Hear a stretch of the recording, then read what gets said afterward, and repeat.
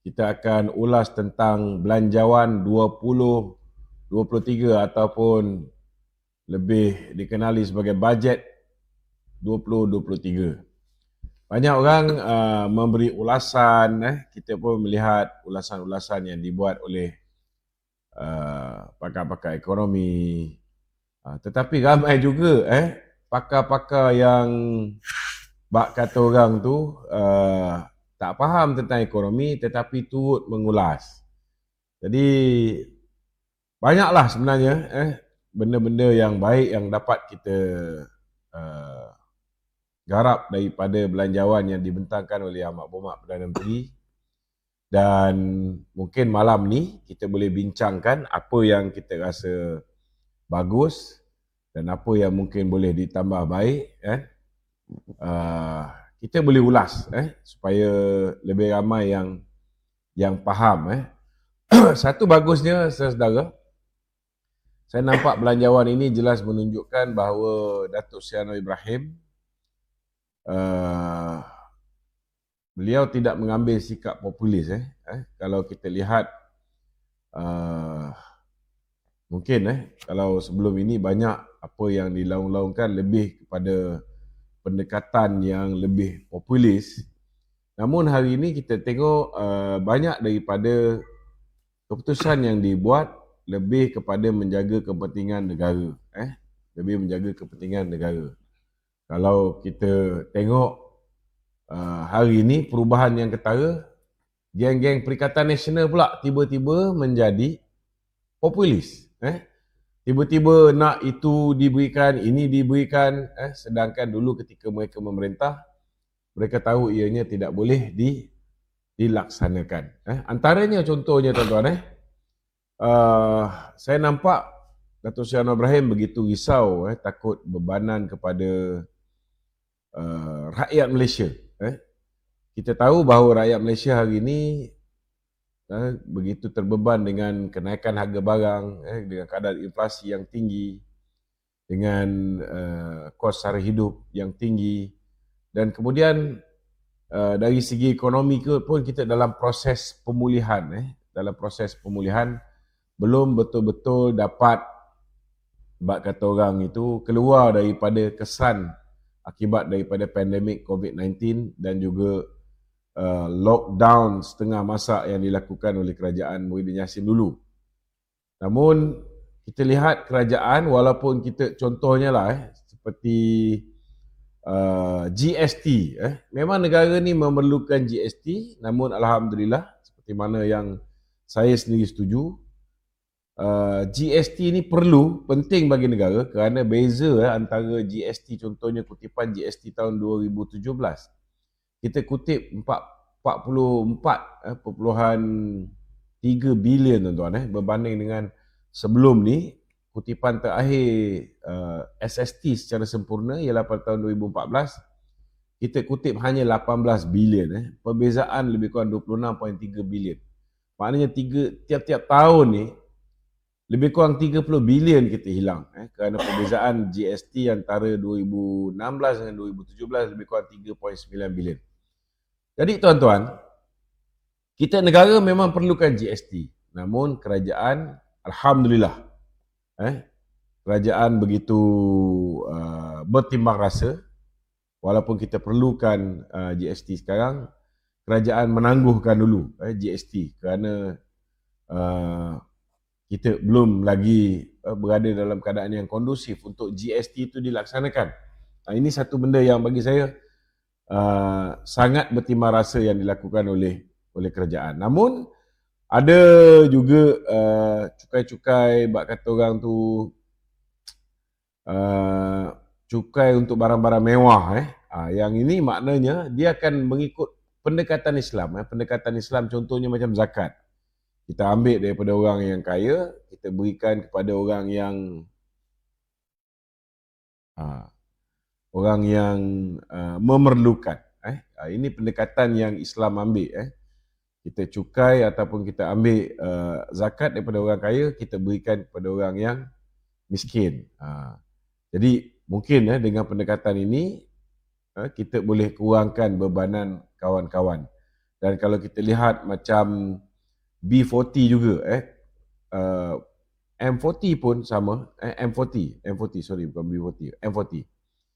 Cukai yang mereka dikenakan ke atas mereka pun diturunkan sebanyak 2%, tuan-tuan. 2% ni besar, saudara, sangat besar kesan dia. Okey.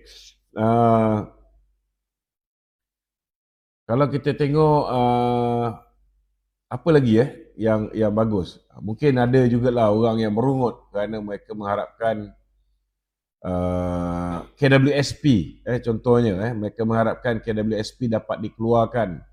Namun KWSP tidak dibenarkan untuk dikeluarkan. Tetapi jadi sebab kita dah 4 kali, tuan-tuan, bukan sekali dapat pengeluaran ni. Pengeluaran yang dipohon ni ialah pengeluaran untuk kali keempat. Selepas kita keluarkan iSINA, kita keluarkan iCitra 1, iCitra 2, mereka minta pengeluaran ini untuk kali keempat, tapi tidak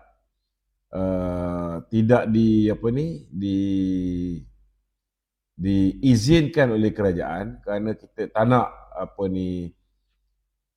bak kata orang tu, simpanan hari tua tu berada pada tahap yang terlalu rendah. Maka kerajaan mengambil inisiatif, tuan-tuan, mengambil inisiatif untuk berusaha menambahkan simpanan hari tua yang telah kita keluarkan 3 kali tu. Jadi tiap-tiap pencarum diberikan lebih kurang RM500 dimasukkan terus ke dalam akaun mereka, masukkan terus ke dalam akaun mereka. Jadi kalau tahun ni diberikan 500, kalau tahun depan dapat lebih 500. So dalam tempoh 10 tahun dah ada 5,000 tambahan. Dan kalau campur dengan dividen yang tuan-tuan boleh collect, ini sudah pasti akan banyak membantu. Selain daripada itu juga, kita lihat dari segi collaboration TVET dengan syarikat gergasi dan MNC. Ini banyak juga dilakukan oleh negara-negara lain, negara-negara maju macam Germany, Korea. Memang sudah pun dibuat kolaborasi dengan kerajaan dengan syarikat gergasi dan MNC. Dan mereka yang ambil maknanya terlibat pun juga dibayar tuan-tuan oleh PESO sebanyak RM600. Ini benda ni bagi saya sangat positif. Begitu juga ada pandangan daripada TikTokers juga yang memuji, macam Liana Mazuki memuji tentang dana wakaf Madani bernilai 1 bilion dengan kolaborasi syarikat swasta khusus untuk pembangunan Islam, buat masjid, buat tahfiz, buat college Islam dan sebagainya. Kemudian yang paling menarik sekali yang tak pernah dapat kita buat sebelum ni, kita lihat dari segi mereka yang berhadapan dengan kebankrapan. Untuk mereka yang berhadapan dengan kebankrapan 50,000 ke bawah, secara automatik mereka dirilis daripada status bankrupt. Ini membolehkan mereka boleh cari makan macam biasa, boleh bekerja, boleh dapat gaji, boleh buka akaun, boleh pergi luar negara. Mereka kembali menjadi orang biasa, tidak lagi terkongkong. Kemudian dari segi kenaikan duty untuk industri vape, tuan-tuan, ini lebih baik daripada saya ada sedikit perbezaan pandangan tentang generation endgame, kan? Bagi saya langkah kerajaan kutip hasil daripada vape ini lebih baik sebab duit ni boleh digunakan untuk bantu balik MOH untuk memperkasakan klinik dan juga hospital kita, kan? Cuma kalau kita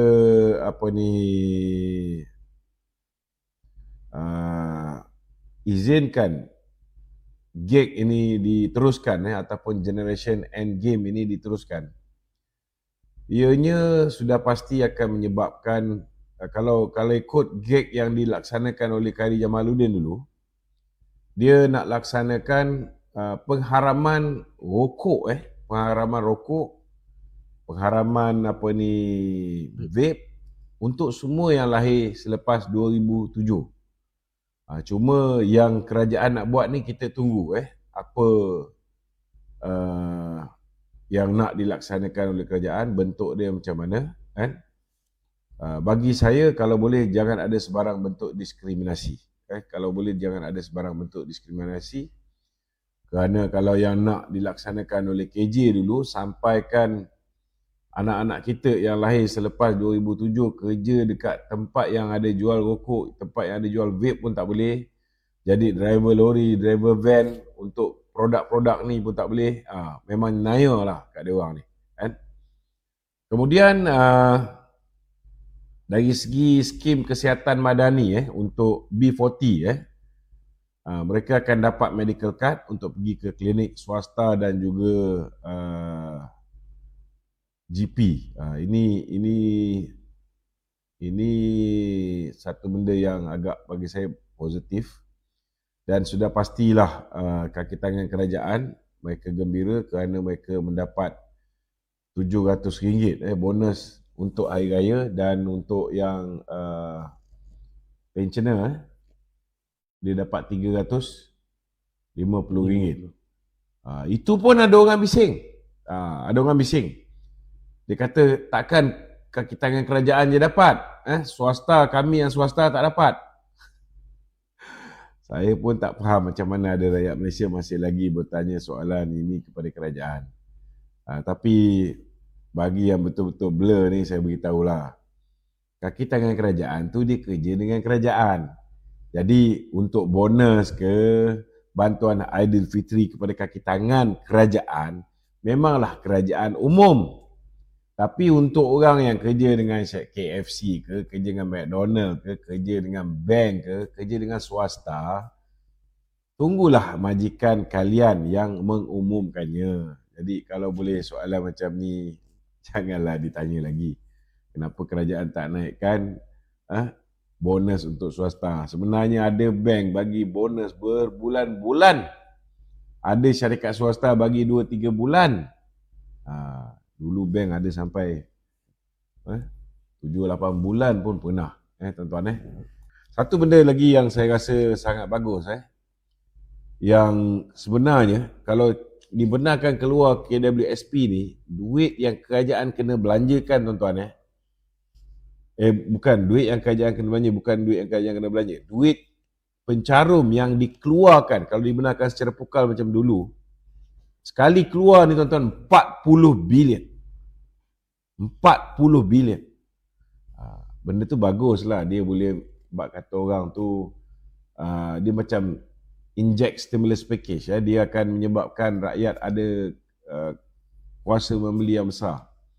Tetapi ramai yang tak perasan bila mana Datuk Seri Anwar mengumumkan, dia umumkan selepas ni kita tak payah, maknanya anak-anak muda kita khususnya yang baru ambil lesen motosikal B2 dan mereka yang nak ambil PSV yang untuk e-hailing dan sebagainya, bas taksi, e-hailing bas taksi segala macam, semua sekali ni, semua sekali B40, tuan-tuan, mereka tak perlu bayar kerana kerajaan akan bayar sepenuhnya, dan ini menelan belanja 40 bilion.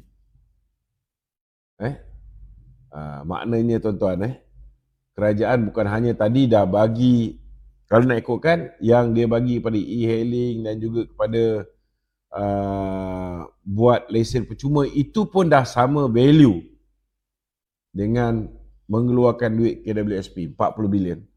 Ada tambahan lagi sebanyak RM500 dimasukkan ke dalam akaun anda, iaitu orang yang telah mengeluarkan duit-duit KWSP kali pertama, kali kedua, kali ketiga.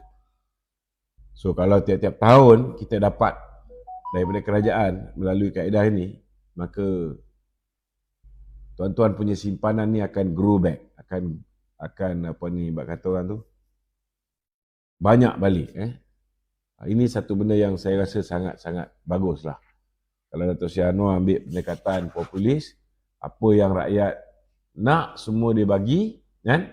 Tetapi ianya akan menjejaskan negara di jangka masa yang panjang. Okey, kita buka kepada sesi soal jawab. Silakan, boleh tanyalah soalan politik ke, soalan apa ke. Okey? Okey Datuk, Assalamualaikum Datuk. Assalamualaikum. Okey Datuk, masih lagi kita sentuh dalam isu topik belanjawan Datuk. So belanjawan yang telah dibentangkan oleh Yang Amat Berhormat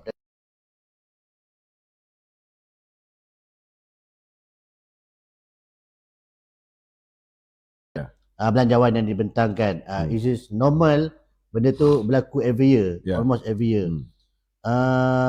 Kita ambil pembangkang meluahkan rasa kekecewaan belanjawan yang dibentangkan, terutamanya daripada segi peruntukan, pengaduan projek kepada negeri-negeri, dan ianya bakal dihukum oleh rakyat menjelang PRN yang akan datang tu. Apa pandangan Datuk? Macam mana?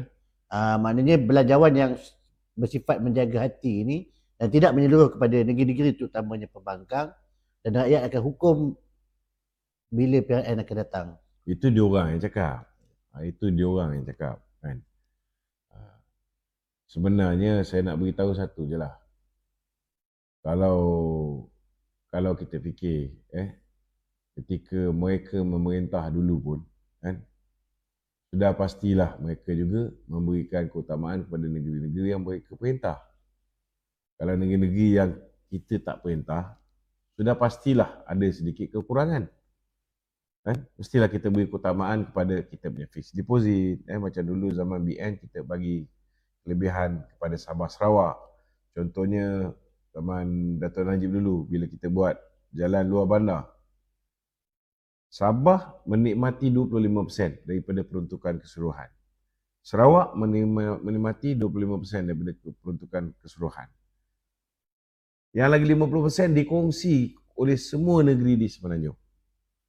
Kalau kita tengok, memang tak adil. Kenapa Sabah Sarawak diberi lebih? Betul tak? Tetapi kena faham bahawa Sabah dan Sarawak ini, mereka ni ketinggalan jauh berbanding dengan negeri-negeri di Semenanjung. Jadi bila kerajaan buat macam tu, ada tempat dia bagi lebih, ada tempat dia bagi kurang. Janganlah letak kesalahan tu semata-mata kerana kerajaan nak balas dendam dan sebagainya.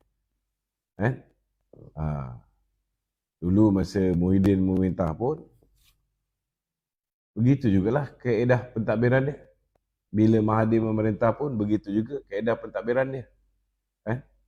So mereka mempunyai persepsi masing-masing.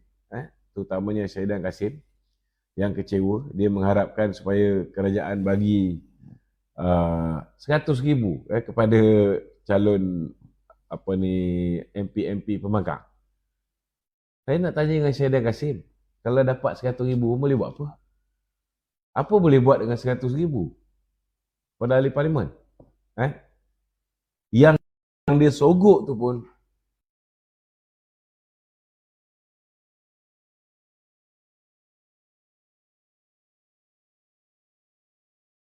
yang dia orang belanjakan, dia orang tak boleh menang sampai 74 kursi. So kalau dia boleh belanja macam tu banyak untuk mendapat kursi tersebut, kenapa sekarang bila dah pegang kursi tu, dia tak boleh belanja untuk jaga rakyat? Betul tak? Betul. Betul. PAS pun cakap, tak apa, duit bersatu kena buku, tak apa, dia boleh bantu. Maknanya dia orang ada duit banyak. Tapi sebenarnya bukan PAS akan bagi duit tu. Duit di luar sistem yang tidak ada dalam bank bersatu yang dibekukan tu jauh lebih banyak berbanding dengan celah gigi yang dibekukan dalam akaun bank bersatu. So diorang ni lebih daripada kemampuan untuk menjaga rakyat. Cuma sekarang ni, setiap kali bila orang minta tolong dengan Razi Jidin lah, orang minta tolong dengan pemimpin-pemimpin Perikatan Nasional, mereka bagi macam-macam alasan tak nak membantu, sedangkan mereka lavishly belanja masa pilihan raya. Yang ini yang buat rakyat marah. Okey, ada lagi? Datuk, masih lagi dalam topik bajet, Datuk. Ya. Sebelum pembentangan belanjawan, Jamat Perdana Menteri menerangkan ketirisan, masalah-masalah kewangan. So, antara perkara yang menarik perhatian saya adalah memperketatkan Akta Perlindungan Pemberian Maklumat, Datuk. So, Akta Pemberian Maklumat 2010 ni dah wujud. Ya. Pada pandangan Datuk, apa lagi yang perlu kita Dia bagus dia tambah bila baik? kita perketatkan Akta Perlindungan Pemberi Maklumat ini. Selepas ini orang tidak akan rasa risau, gundah gulana, takut untuk menyampaikan maklumat.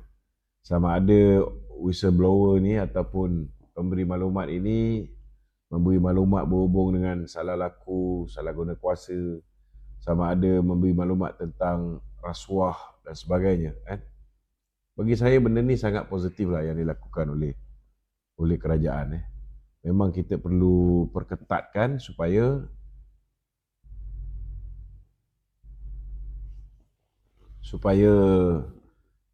lebih ramai lagi tampil untuk menegakkan kebenaran dan membantu proses membasmi salah guna kuasa dan rasuah. Bagi saya sambut baiklah kenyataan yang dikeluarkan oleh Perdana Menteri. Okey? Bajet lagi. Soalan lain? Tukarlah. Baik, Tajuk politik pula. Okey, Dia orang ni kalau dengar politik, dia orang laju sikit. Okey, Datuk. Kita pergi kepada kita punya parti UMNO dulu, Datuk. So, hari ni dua pemimpin UMNO bahagian, Kinabatangan, mengumumkan keluar parti, Datuk. Akan menyertai Parti Gagasan Rakyat Sabah dan menyokong kepimpinan penuh GG, Ketua Bahagian dan Ketua Pemuda Kinabatangan, Datuk. Kinabatangan? Ya, Datuk. Kinabatangan, Datuk. Ketua Bahagian? Bukan Ketua Pemuda, bukan Ketua Bahagian. Oh, betul. Tak maaf, Datuk. Takkan nak bawa moktar keluar. Cek betul-betul. Okey? Baik, Datuk. Sekejap saya cek. Kita buka pada soalan daripada umum.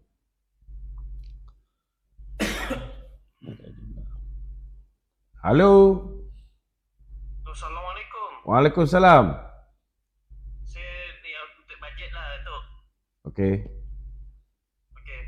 Tok tengok tak apa bajet yang dibagi untuk orang-orang filter? Ada tak?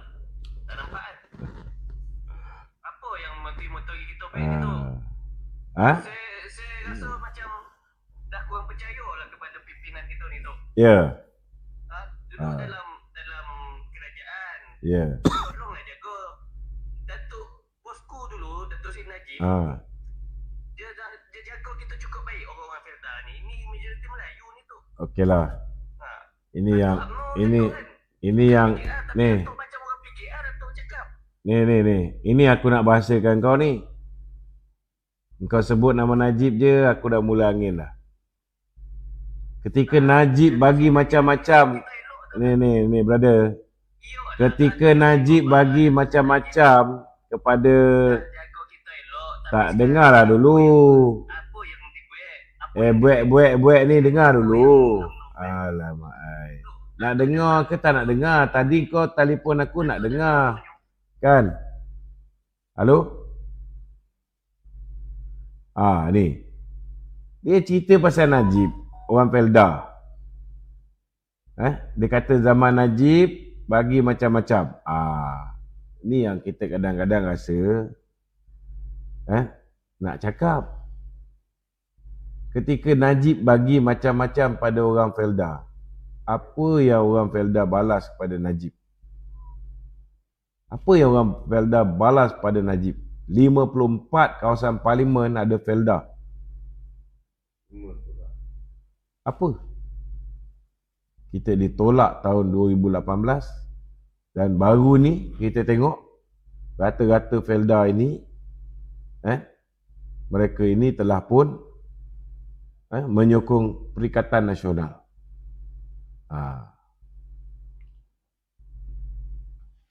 Sendiri fikirlah, sendiri fikir. Kalau dulu UMNO memerintah secara bersendirian bersama dengan kawan-kawan Kerajaan Barisan Nasional, kita boleh bagi macam-macam kat orang Felda. Kan? Tetapi akibat daripada kesilapan orang-orang Felda sendiri, akhirnya tengok apa jadi. Tengok apa jadi. Sudah pasti bila kita berkongsi kuasa, tuan-tuan, bila kita berkongsi kuasa, kita tak boleh fikir tentang orang Felda saja. Kita kena fikir tentang semua masyarakat, semua kaum. Ini kena ingat. Kita kena fikir tentang semua masyarakat, semua kaum. Dan sudah pastilah kalaulah kita ada modal yang kecil untuk diagihkan, kita racikkan, sudah pastilah kita bagi kelebihan kepada penyokong-penyokong kita. Kita jaga semua rakyat, tetapi mana-mana kerajaan pun dia pasti akan berikan kelebihan kepada orang yang setia bersama dengan dia. Ini kena faham. Ini kena faham. Menyesal dulu pendapatan, menyesal kemudian tak ada berguna. Hari ni orang Felda menangis macam mana pun, anda tak boleh bawa balik Datuk Najib untuk menjadi pemimpin negara. Kita lihat sampai Datuk Najib hari ni merengkuk ke dalam penjara.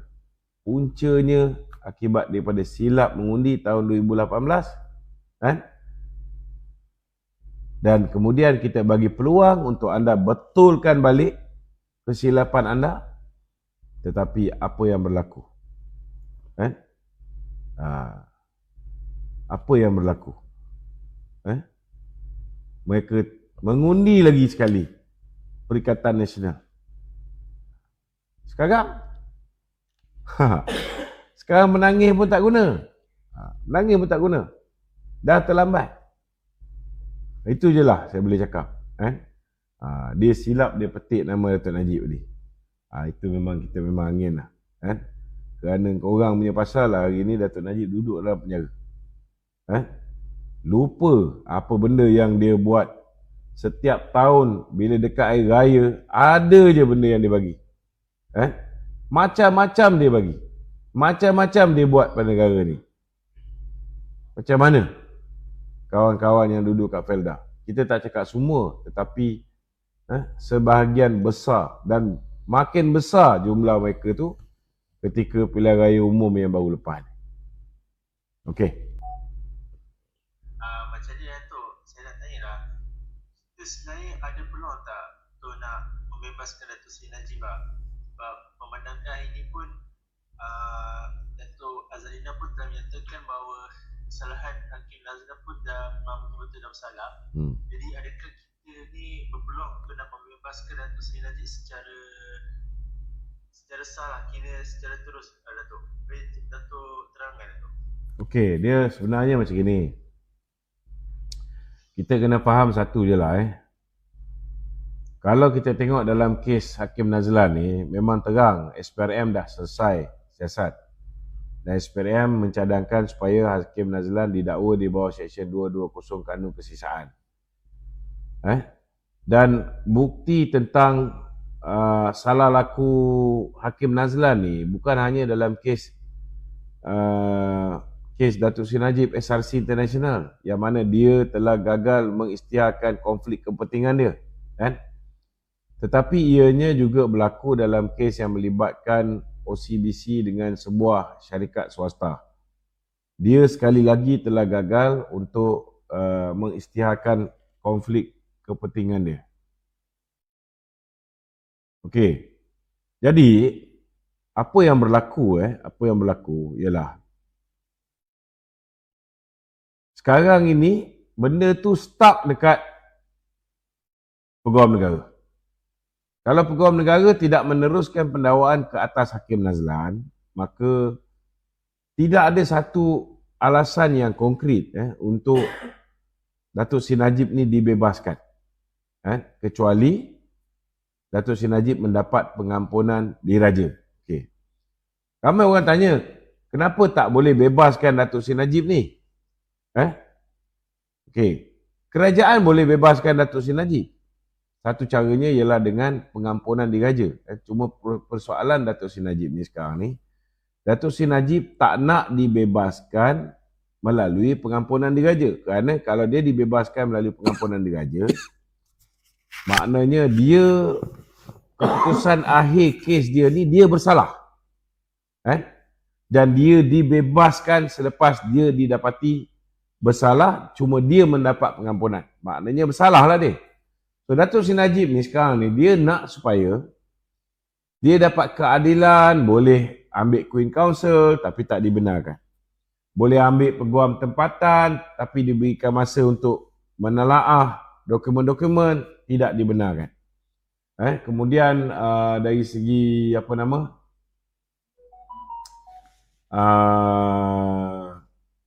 Ada bukti-bukti baru nak diketengahkan tapi tidak diterima juga. Jadi dia minta supaya diberikan keadilan supaya dia boleh keluarkan bukti-bukti ini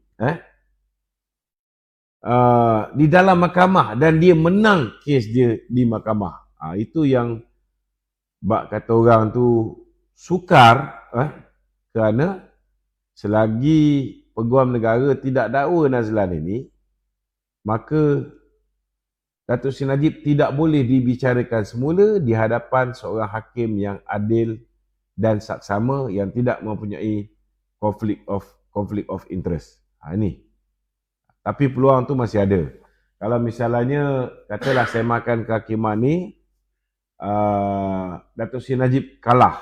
Saya yakin bahawa last kali Datuk Seri Najib juga terpaksa bersetuju untuk last kali beliau terpaksa berharap dengan pengampunan diraja. Kerana kalau dia dapat pengampunan diraja macam Datuk Seri Anwar Ibrahim dapat pengampunan diraja, memang dia boleh dibebaskan. Itu tak ada masalah. Okey? Terima kasih.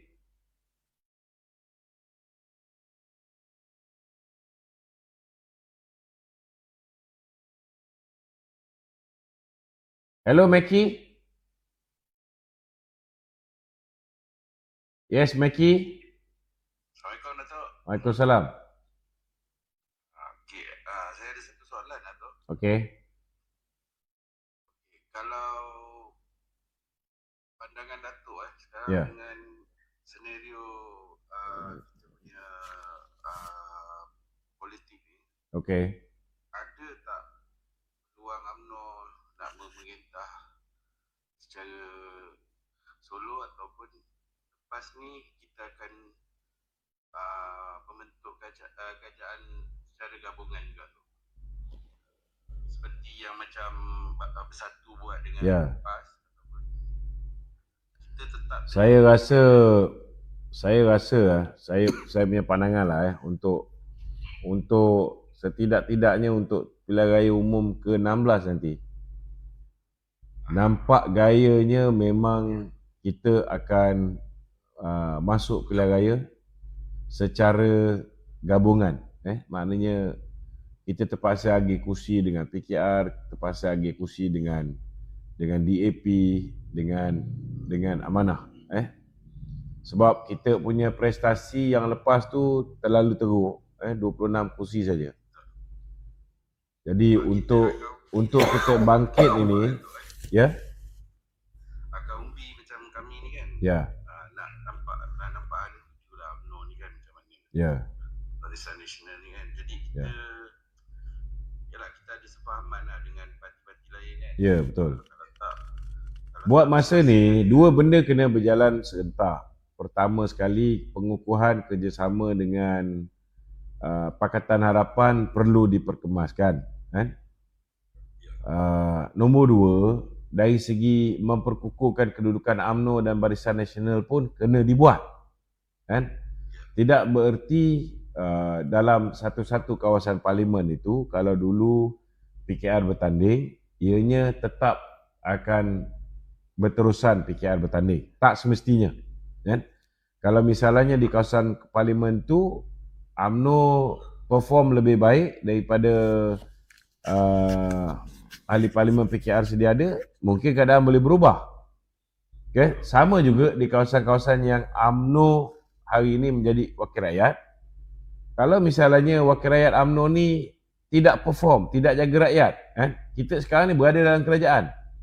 Akhir sekali, Perdana Menteri sudah pastilah dia juga mendapat maklumat daripada agensi-agensi, MIO, Special Branch, Kemas. Semua agensi ini akan melaporkan prestasi wakil rakyat. Kalau wakil rakyat UMNO tidak berkesan, peluang untuk kita dapat balik kawasan tu pun mungkin boleh terjejas. Kita mungkin boleh swap sesuatu kawasan itu dengan parti komponen kerajaan perpaduan yang lain. Itu sebabnya hari ini UMNO kena pertama sekali berusaha ke arah mengukuhkan parti kita dulu. Parti UMNO tu dulu. Kedua, kita kena perkukuhkan kedudukan Barisan Nasional. Tak nak macam sekarang ni, kalau kita tengok Barisan Nasional ni, kawan-kawan kita daripada parti komponen lain ada yang macam bukan dalam kerajaan barisan, dalam kerajaan kerajaan perpaduan. Dia jadi pembangkang. Dalam parlimen pun banyak membangkang. So benda ni tak boleh dibiarkan berterusan. Kita kena betulkan benda ni. Dan dalam masa yang sama, pengukuhan kerjasama dengan Pakatan Harapan punya parti komponen perlu dipertingkatkan, dan kita tengoklah keserasian kita untuk tempoh 5 tahun ni macam mana. Kalau kita nampak kita serasi dan kerjasama ni menguntungkan kita, tak ada masalah untuk kita bersama dengan mereka terus menerus. Kerana kalau kita duk harap MCA, MIC untuk dapat undi bukan Melayu, undi tu tak deliver. Kalau hari ni mungkin kawan-kawan dalam Pakatan Harapan boleh deliver undi bukan Melayu tu, boleh menyebabkan kita boleh menang kursi yang kita tak pernah sangka kita boleh menang. Jadi kenapa kita tak boleh teruskan kerjasama, betul tak? Ya, betul. Kalau kita bersama dengan Perikatan Nasional, belum lagi kerjasama pun kita dah tahu dah. Kalau kita kerjasama dengan mereka, 74 kursi yang mereka tandingi, kita tak boleh tandingi. Itu semua kursi yang UMNO tandingi dulu. Betul. Saya setuju. Ya. Okey, Miki. Kita Ada lagi soalan? Tok, saya sambung sikit. Minta tolong ni lah Tok. Maksudnya dari pihak Barisan Nasional UMNO ni kena bagi pencerahan. Sebab banyak kadang-kadang kaum ni keliru kan. Kita ni nak in future lah, maksudnya nak terus bergabung ke ataupun jalan solo kan. Buat masa ni kita kena fikir ke arah bergabung. Kita kena fikir ke arah bergabung. Kalau kita boleh atasi masalah sabotaj dalaman, kita boleh atasi masalah perpecahan dalaman, kita boleh kukuhkan balik kedudukan kita, tidak ada apa yang mustahil. Tidak ada apa yang mustahil. Kalau ditakdirkan Allah Ta'ala satu hari nanti kawan-kawan yang dulu keluar daripada UMNO, mereka masuk balik dalam UMNO, kena ingat Dato' Seri Anwar Ibrahim pun satu ketika dulu UMNO. Kalau katalah perkembangan akan datang ni melihat kita perlu gabungkan balik orang-orang Melayu ni, semua sekali orang Melayu ni kembali bersama dengan UMNO, tak mustahil. Kita boleh menjadi sebuah parti yang kuat seperti mana dulu. Ini kita kena faham. Dalam politik tidak ada apa yang mustahil. Sebarang kemungkinan tu mungkin boleh berlaku. Okey? Okey, terima kasih Dato'. Sama. Terima kasih dengan pencerahan. Terima kasih. Sama. Salam. Yes, Mr. Teddy. Teddy B. Hello.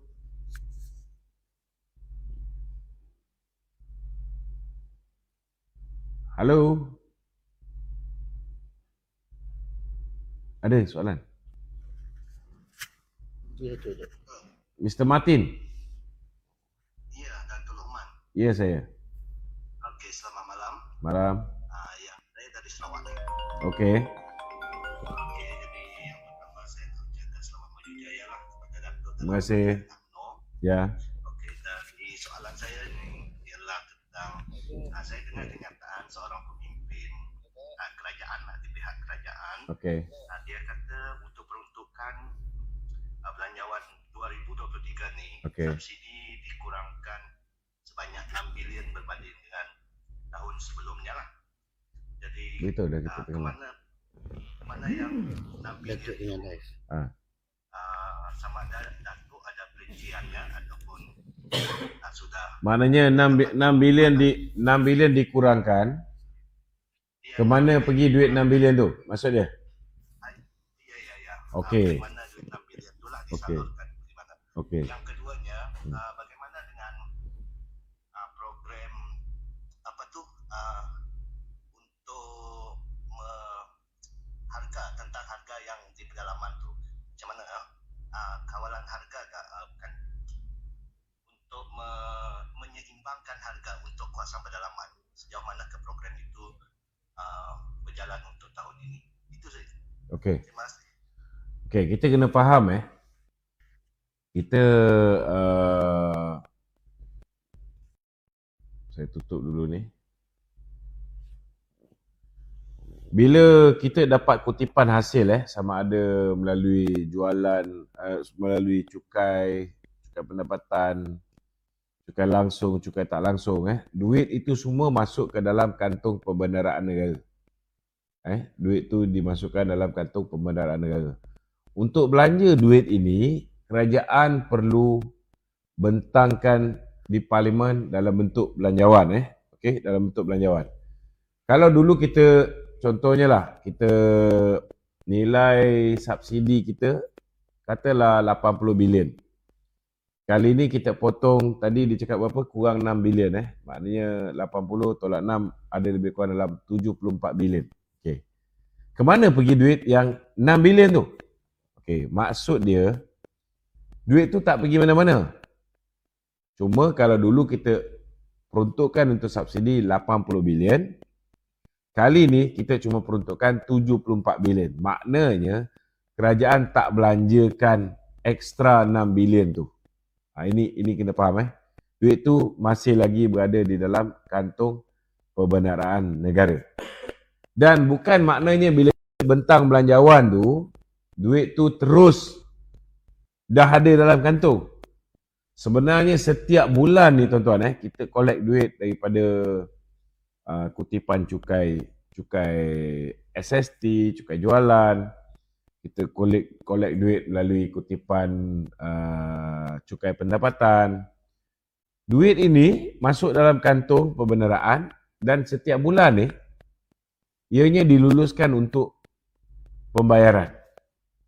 Pengagihan kepada setiap kementerian, itu disalurkan secara setiap bulan. Collect, salur. Collect, salur. Collect, salur. Itu kena faham. Bukan kita dah collect, kita simpan 1 tahun, cukup, tahun depan baru kita belanja. Tak ada. Tak ada. Jaranglah kita punya, bak kata orang tu, duit dalam akaun semasa kita. Maknanya duit yang ada dalam tangan tu jumlah dia terlalu besar. Tidak. Tidak. Bukan boleh sampai 1 tahun punya bajet tu, kita simpan dulu duit tu, tahun depan belanja je. Tak ada. Memang kena collect duit setiap bulan. Okay. Macam dulu, ada beberapa perkara yang kita buat untuk menyeimbangkan harga barang di antara Sabah Sarawak dengan Semenanjung. Antara benda yang paling besar yang kita buat, contohnya ialah kita membatalkan ataupun memansuhkan dasar kabotaj. Dasar kabotaj ni dilakukan oleh Mahathir memang mensabotaj rakyat Sabah Sarawak. Kenapa saya kata begitu? Contohnya barang-barang yang daripada laut, daripada China contohnya. Bila orang Sabah Sarawak dia import barang daripada China, barang-barang tu kena landing kat Port Klang dulu, dan daripada Port Klang ini hanya barge ataupun hanya kapal-kapal tertentu yang boleh hantar balik barang tu ke Sabah, Sarawak, Labuan. Ini menyebabkan orang Sabah, Sarawak, Labuan ni zaman Mahathir dulu, ketika ada dasar kabotaj ni, mereka boleh makan macam ni, last kali mereka kena makan macam ni. Mereka kena makan susah. Itu sebabnya harga barang-barang di Sabah, Sarawak lebih tinggi sebab kapal daripada Laut Cina daripada China contohnya dia hantar barang, dia tak perlu landing dekat Port Klang. Dia boleh terus pergi ke Sarawak, dia boleh terus pergi ke Sabah.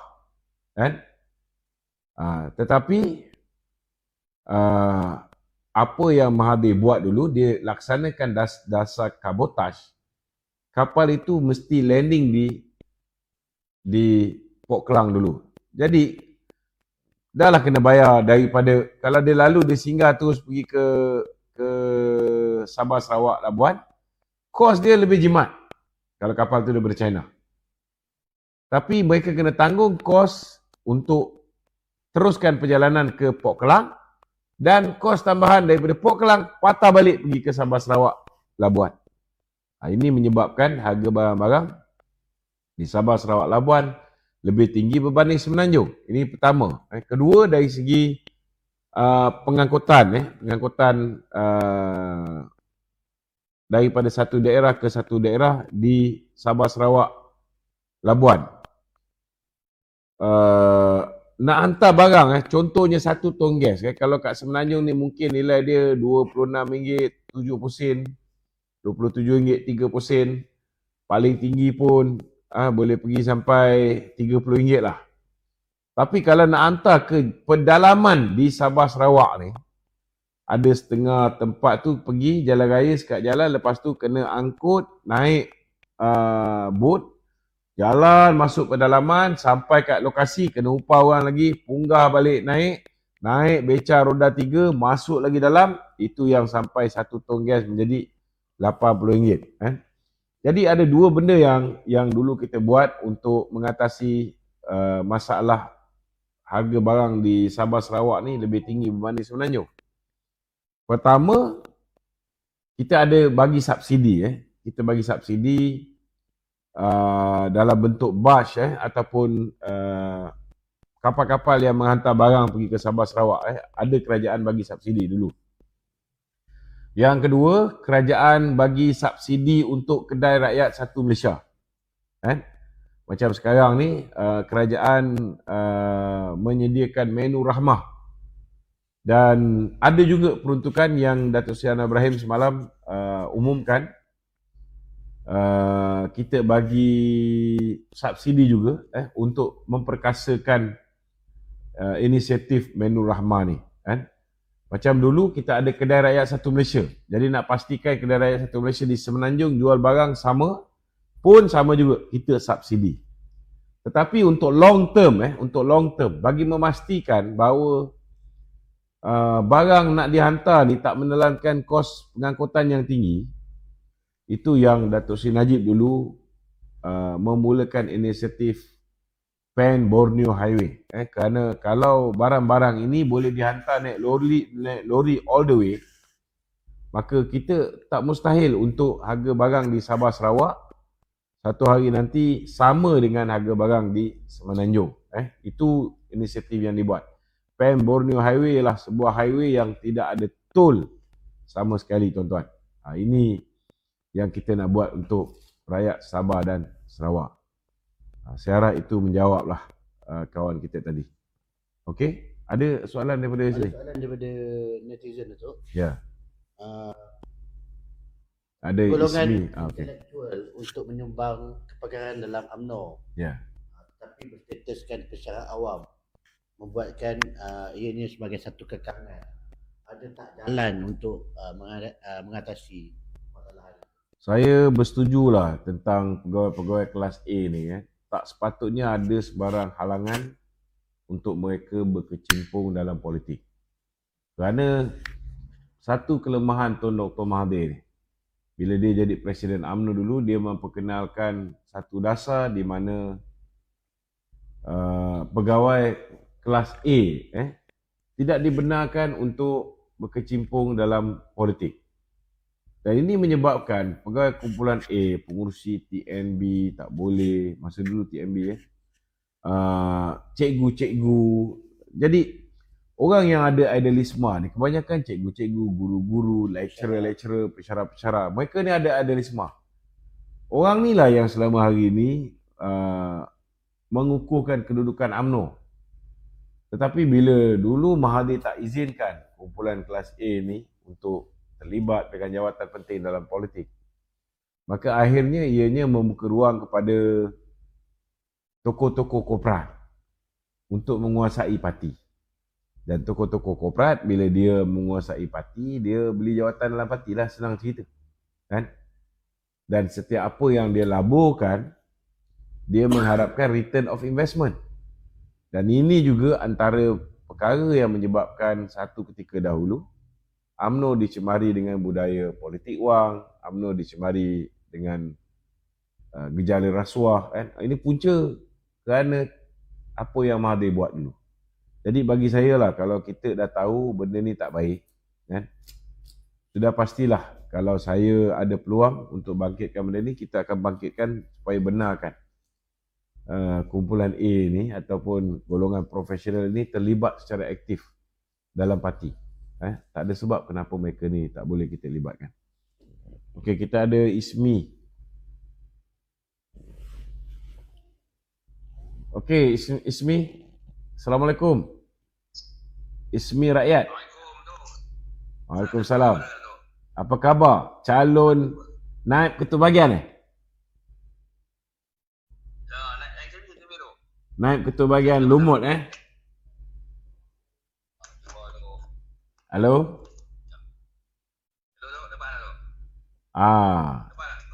Okey, dengar. Gambar pun ada. Calon naib ketua bahagian Lumut.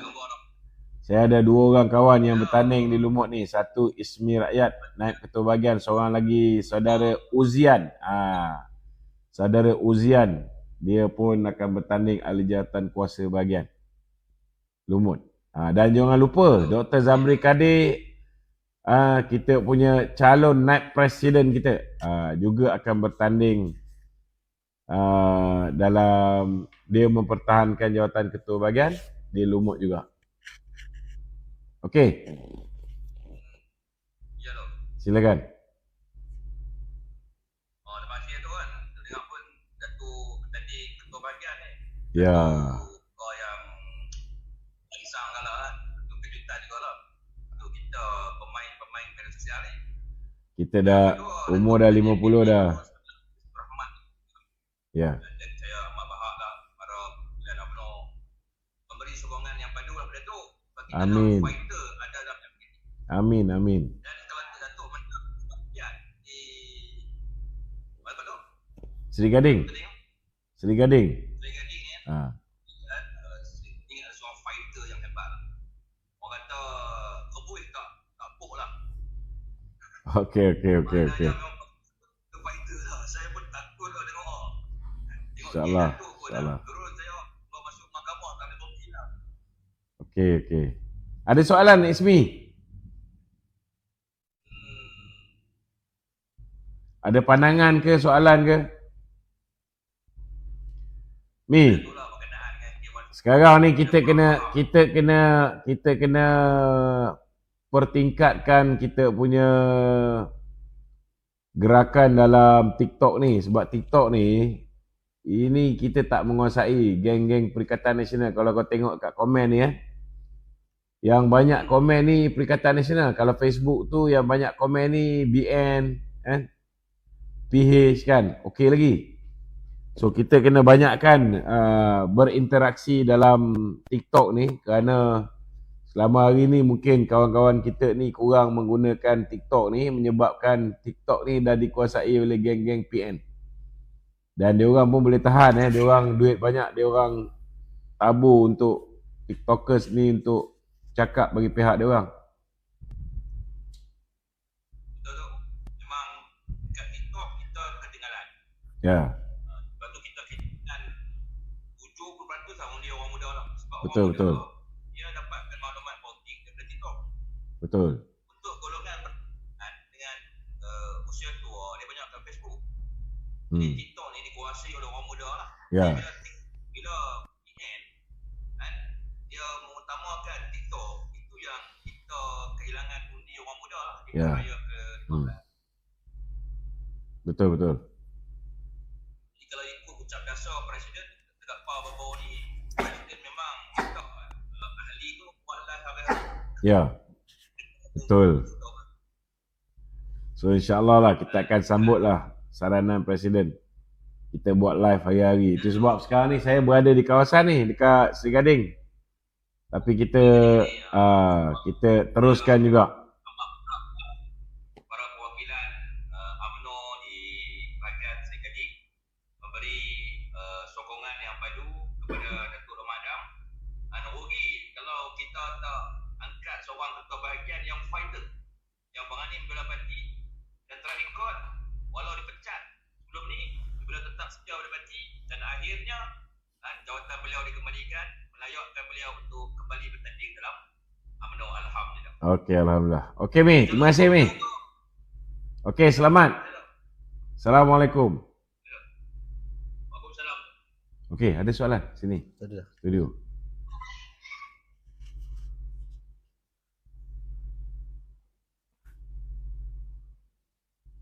Assalamualaikum. Halo, Seri Ukaidah. Seri Ukaidah. Halo. Seri Ukaidah. Ada yang tanya kenapa komen ni semua banyak yang membantai. Ini ramai orang tak tahu Kalau kat TikTok tu memang boleh dikatakan 70-80% adalah geng-geng yang pro Perikatan Nasional. Itu sebab saya meminta supaya kawan-kawan kita yang biasa bercakap dalam YouTube, cakap dalam Facebook, kalau belum ada akaun TikTok, kena start kerana kita nak supaya seberapa ramai yang mungkin sahabat-sahabat kita berada mengisi ruang TikTok ini supaya dari segi konten-konten daripada belah kita juga akan masuk untuk dihadam oleh mereka yang menggunakan saluran TikTok ini. Okey, ada lagi? Bas beginner.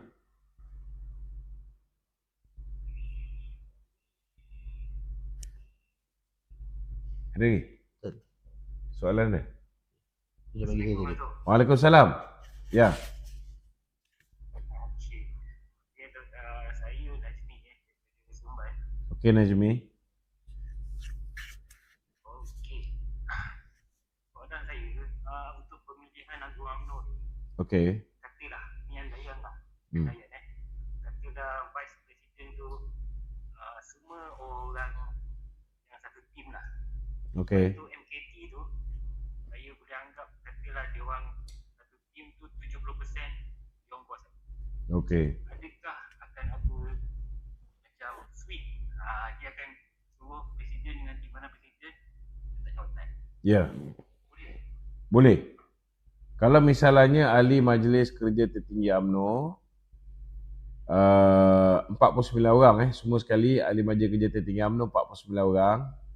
Kita ada presiden dan timbalan. Kita ada 3 naib presiden. Jadi dah 5 orang kat situ.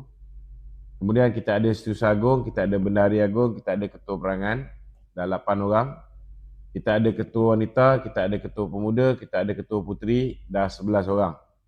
Kemudian campur dengan 25 orang. So dah ada 36 orang. 36 orang. Campur lagi ahli MT lantikan 13 orang. Itu jumlah dia jadi 49 orang. Bila 49 orang ini, kalau misalnya Majlis Kerja Tertinggi UMNO ni yang menyokong berpihak kepada Presiden dan Timbalan kurang daripada 25 orang. So, keadaan menjadi sangat bahaya. Jadi sebaik-baiknya tim yang bersama dengan Presiden mesti ada penguasaan 2/3 daripada jumlah 49 orang ni. Ini kena faham lah. 2/3. 2/3. Berapa kalau 50 orang? 2/3.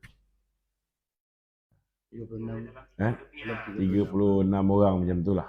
36 orang tu. Jadi kalau 36 orang tu menyokong kepimpinan Presiden, selamat.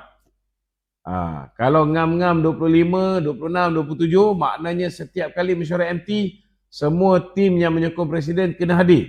Kalau tidak, bila-bila masa saja, mereka boleh buat undi tak percaya ataupun mereka boleh pecat Presiden. Mereka boleh pecat timbalan Presiden. Dan kemudian salah seorang daripada naib Presiden boleh memangku jawatan Presiden. Dan bila naib Presiden memangku jawatan Presiden, boleh memangku, dia akan jadi pengurusi Barisan Nasional. Ini yang paling bahaya sekali. Sebab pengurusi Barisan Nasional ini sudah mendapat mandat daripada 30 ahli parlimen Barisan Nasional. Dia ada kuasa untuk membawa parti ini bekerjasama dengan sesiapa saja. Dan dia ada kuasa untuk membawa parti ini menyokong sesiapa saja sebagai Perdana Menteri. Maknanya, kalau mereka berjaya menguasai MKT UMNO, mereka berjaya untuk pecat Presiden dengan Timbalan, maka kedudukan kerajaan hari ini pun akan goyah. Kerana 30 orang ni akan dibawa pergi ke Perikatan Nasional dan tak mustahil mereka boleh pujuk yang lain itu untuk bersama dengan mereka. Kita pun tahu Haji G di Sabah mempunyai hubungan baik dengan Hamzah Zainuddin, kan? Itu pun bila-bila masa boleh tarik, kan? Kita pun tahu Isyamuddin pun mempunyai hubungan yang baik juga dengan GPS. Mungkin itu hari GPS terpedaya dengan Isyamuddin. Kerana Isyamuddin kata BN nak sokong Perikatan Nasional. Itu yang mula-mula GPS menyokong Tan Sri Muhyiddin sebagai calon PM. Lagi satu tu Roman. Ya. Tanya satu, GPS dia sebenarnya sebab saya tengok sejak daripada 2018, sebelum tu dia memang Barisan Nasional kan. Belum ada GPS. Ya, betul.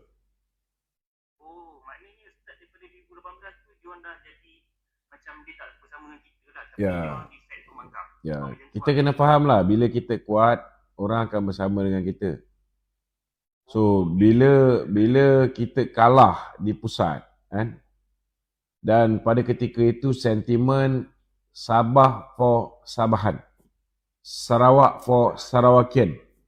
So, nak pastikan bahawa kita boleh halang benda ni berlaku ialah salah satu kaedah dia dengan mewujudkan GPS tu, supaya kawan-kawan kita dalam PBB dan parti-parti komponen yang dulunya dalam BN, mereka tidak dituduh sebagai parti yang dari Semenanjung. Sebab benih-benih kebencian tu telah disemai oleh setengah-setengah orang, kan? Dan sudah mula popular di Sabah dan di Sarawak. Jadi sebelum keadaan menjadi parah, mereka buat form coalition mereka sendiri. Mereka namakan coalition mereka sebagai GPS. Ya. Ya. Okey? Okey Datuk, sebab Datuk, satu lagi Datuk. Sebab Datuk ni tanding kan, sebab nak tanding ni saya rasa dia tak boleh nak macam buat fighting lah. Fighting ni macam siapa calon yang layak untuk diperingkat pusat kan. Sebab dia boleh tengok lah daripada cara dia backup presiden ataupun cara dia hentam. Dia boleh tahu dia ini orang sebelah sini atau orang sebelah sini. Ya, ya, ya. Sebab Dato' tak boleh nampak pun bertanding. Ya. Jadi kan. Hmm. Ni tak apalah. Jadi saya doa lah Dato' supaya menang. Terima kasih, terima kasih. Dapat ni lah. Dan mungkin menang di ketua bahagian di InsyaAllah, insyaAllah. Terima kasih, terima kasih. Okey. Okey. Waalaikumsalam warahmatullahi wabarakatuh.